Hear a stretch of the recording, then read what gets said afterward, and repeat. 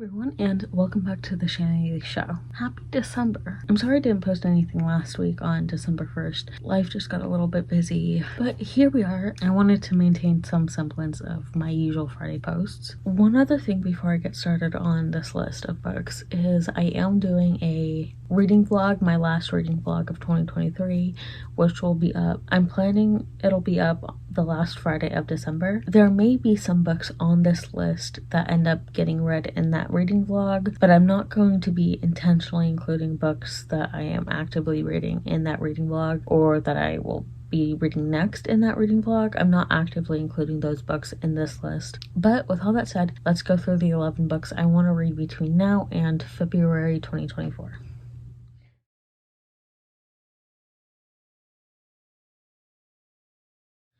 First up is the third omnibus Viz Big edition of Inuyasha, the third volume, which is the individual volumes 7, 8, and 9 of Inuyasha. And I really want to try reading this before I buy the fourth one, just so I can knock this out of the park, or else I'm not going to get to it. Or it's going to take me a while longer to get to it if I buy 4 and on. Next up is The Cartographers by Peng Shepherd. I think I went over this in one of the book hauls I did within the past couple of months. And this had a really intriguing plot. It has a really intriguing cover too. And it basically revolves around this old cheap gas station map that this young woman, Nell, believed that there was some big thing behind it. Her father dismissed her, both of whom were very big in the cartography field. Father dismisses her theories, and she doesn't speak to him until he dies. Let me rephrase that. She never speaks to him again, and after his death, she goes into his office and finds that same map.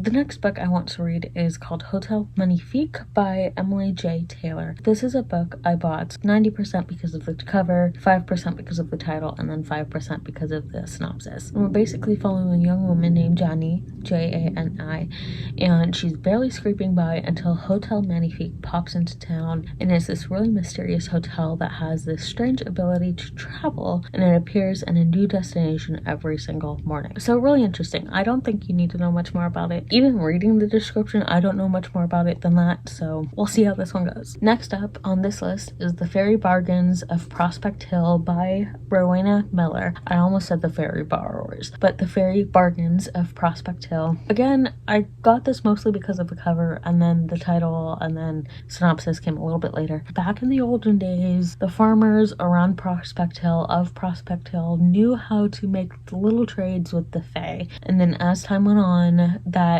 knowledge decreased and basically no one knows about it anymore. They think magic is lost. And then one day our main character Elaine receives news from her sister, both of whom come from a naturally superstitious family. Elaine receives word from her sister that her sister's soon-to-be husband is not the man she thought he was initially. So that's when Elaine decides, you know what, let's go for it, let's try making a fairy bargain. So next up, I kind of want to get back into Emily McIntyre's books, into her work. I read the first 2 volumes of the Never After novels.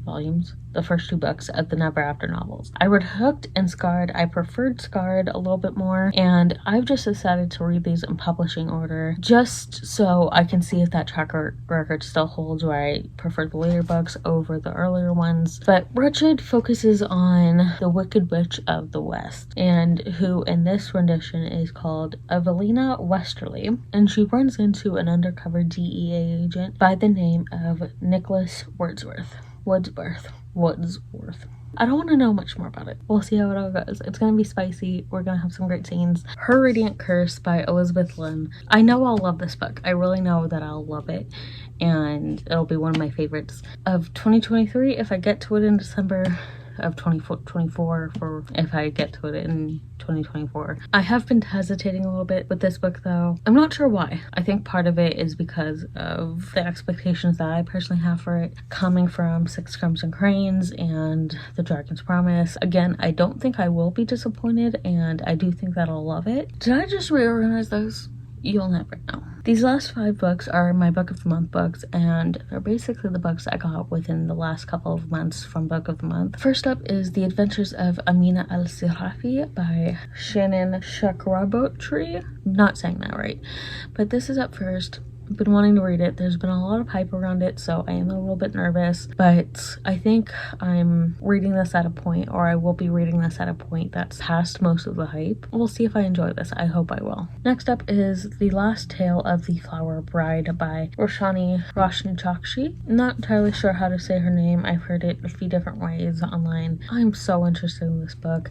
I've heard a lot of great things about it. Not as much hype for this one as there has been for Amina Al-Sirafi. Again, I'm avoiding a lot of the hype. Next up is Starling House by Alex E. Harrow. I don't know if I should explain this one just because I sort of know what it's about, but at the same time I sort of don't. I do have pretty high hopes for it. I haven't heard a lot about it though, so I think that's promising for me at least. Next up is What the River Knows by Isabel Ibanez. Sorry. From what I can gather, it's kind of like a mix of The Mummy meets Jane Eyre, I think, is the one I'm thinking of, with Mr. Rochester. It's a little bit of a mix of that, so I'm really looking forward to it. Even though Jane Eyre is not my favorite, I do really like The Mummy. And then last up is Ink Blood's Sister Scribe by Emma Torres. I had this on my Book of the Month TBR shelf, where you can save books you might want to purchase later or add to your box later. I had this in that shelf, like saved in that shelf for a really long time, and I decided to get it, and I really want to read it because it's magical libraries with magical books that give you powers, so I want that.